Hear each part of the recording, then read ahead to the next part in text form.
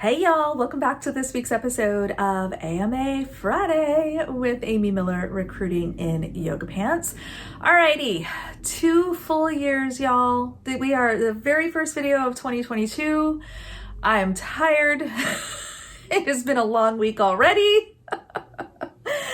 But recruiting in yoga pants never sleep. So we are going to kick off the new year by revisiting a recent topic because I think we need to provide a little more clarity here. I think there were some interesting points made in the midst of a dumpster fire that unfolded over on LinkedIn. If you follow me on Twitter, you may know what I'm talking about. Thankfully, that's all gone. It's been deleted. It's off the internet. Thank God, because messy. Anyway, bigger point. I do want to revisit this idea around addresses and zip codes on resumes. Some of the criticism and really questions we were getting from non-recruiters was, okay, great, you're saying I don't need it on a resume. Why the hell do I have to put it on my application? I'm applying online, going through the mandatory fields, and boom, there it is. You want my address and you want my zip code. What's wrong with you, you monster? Fair point. Fair point. Let's talk through that. There are 2 big ideas I want you to take away from this, and also a caveat. And the caveat is I have no idea why we require it. I do not know. No one asked me my input when designing, developing, and implementing the ATS. Okay? Maybe there are some legal reasons. Maybe I don't know. And frankly, from my recruiter seat, I don't care. And that's the first big idea, you guys. I don't care because I don't personally look at that level of data in your application.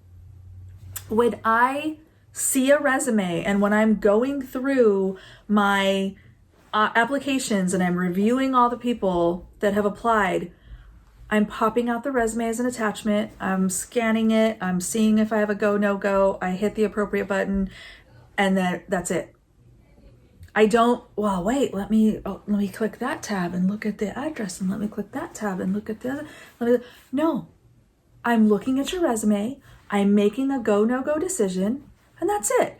The only other thing I might look at that stage, if I see that you've applied to a bunch of other roles, if I see that you've maybe had previous feedback, you've interviewed before, things like that, I might just sanity check that, because if you're already interviewing with a different team, I don't want to step on their toes. I will ask if we can share, but I don't want to, try to steal you from a colleague or, disrupt an already in process situation. But I'm not going to go digging into, oh, where does this person live? Oh, let me Google their zip code. If a recruiter has time for that shit, let me give them more to do, because that's ridiculous. There's no excuse and no good reason for that. So that's number 1. It's a separate area. Typically, it's maybe on a different page or a different section of the application or whatever.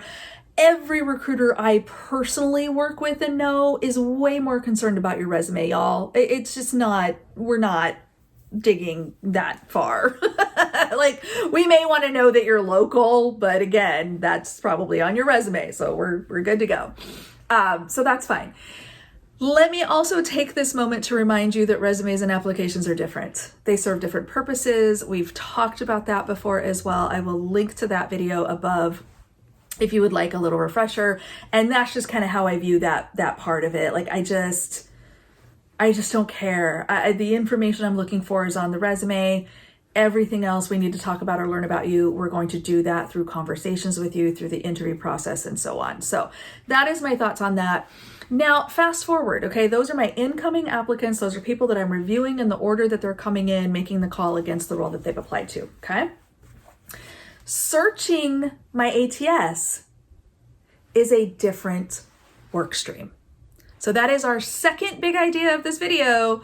How do we search the ATS, and specifically, what is a zip code radius search? Okay? This is where that little bit of data can come in handy. So when I'm searching the ATS, a lot of ATSs are set up, and then again, there's hundreds on the market, right? So your personal mileage may vary, or your recruiting friends and buddies might tell you something totally different. If you want to work for the company that they recruit for, you should listen to them, not me. My feelings are not hurt. Okay, so always go to the source. They will have the most accurate, up-to-date information, hopefully. That's it. So if I'm searching my ATS, a lot of ATSs are set up to where I can do a Boolean search. So I do like a basic Boolean that is usually against the resume. So the ATS is going to recognize that I'm looking for certain keywords, and they're going to go and find all the resumes that have those words on them. And so again, I know, oh my God, keywords, she said keywords. Again, we're talking about the search functionality. And once I pulled up your resume, I found physics of failure on your resume. I'm still looking for proof that you've done something with physics of failure and that it's not just a word on your resume. So that doesn't change regardless of the search that we are conducting here. So I'm going to do this search, right? So maybe I'm just doing a basic Boolean against the resumes and against the attachment that's in the ATS. Another search that we can do is similar, kind of looking for the same things, but we're actually selecting different drop downs within the ATS. So once again, different ATS is going to be configured differently, but there are some kind of general search criteria that I think everyone I've worked in has had on some level. One of those things is a zip code radius search. Now, note, I did not say a zip code search. I did not say I want to only look at resumes or applications, because this is usually application data, not resume data. I'm not looking, and I'm not able to look at just resumes coming from 90210. It is a zip code radius search. Now, are there nefarious recruiters out there who might have a system that enables this kind of bad behavior and might pull some bullshit like that? Probably. Very possibly. I haven't worked with every system, and I don't know every recruiter. But the smart ones, and the ones that actually care about their profession and doing a good job and doing the right thing for everyone involved, are going to be focused on a radius search. So let me explain. Let's say that my office or the job location is located in 98008. This happens to be a zip code in, I think, Bellevue. Okay, not terribly far from where I live. And I know that this is where the job is located, and I am going to run a search for software engineers, and I want to look at software engineers who have experience in certain coding languages and maybe have at least 5 years of experience. And I'm going to kind of plug in all of those criteria, but then I'm also going to plug in within a certain radius. And most of those are going to be 10 miles, 25 miles, 50 miles. I've also seen 100 miles. Okay, so what's going to happen? I've plugged in this zip code and I've set my parameters, whichever, 25 miles, whatever I'm picking, and it's going to now pull all of the applications that fit my other criteria. If I've put in, the software engineer, the C#, the whatevers, plus resumes or applications whose resume data or application data tells me that they're within 10 miles of this zip code, 25 miles of this zip code. Okay. I like to cast a wide net. I like to start big first. I will even do like state of Washington before I'll do a zip code search. So this really is only handy when you are dealing with a massive amount of data. If you've got millions of profiles, if you're Google, if you're Microsoft, if you're these big companies that just have oodles and oodles and oodles of people in your database, this this zip code radius search can make sense. If I do the 100-mile radius and I get 1,000 profiles, holy crap, I've got to do some filtering. And I can filter by, technology or, things of that nature, things related to the role. Or if I do, again, kind of want to look for that fungible, repeatable hiring, I've got 1,000 SDEs in my pocket kind of role, then maybe I'm going to start limiting it by zip code radius.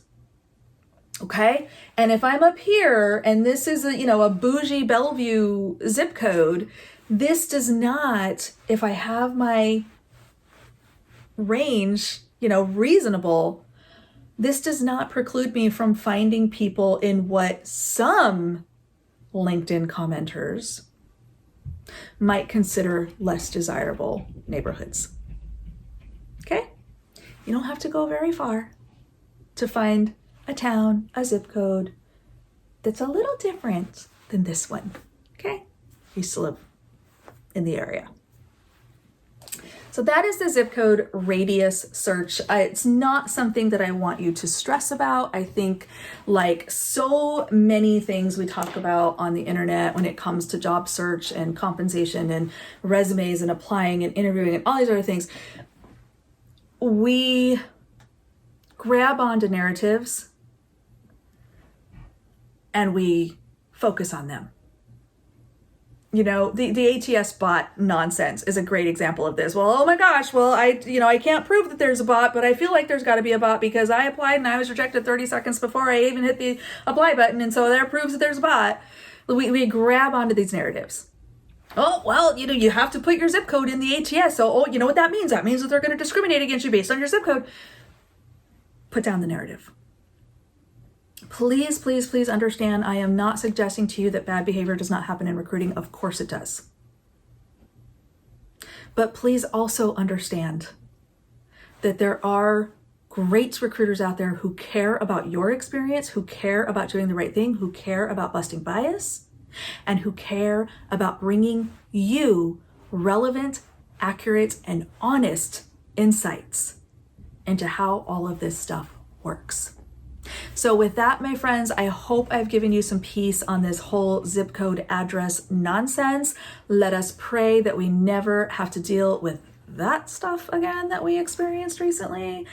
And moving on, see if I can find some more interesting things to talk about. Yeah? All right. Happy New Year to those who have celebrated. Looking forward to see what 2022 brings us. Hopefully I get a nap because I'm tired. And as always, we will see you next week.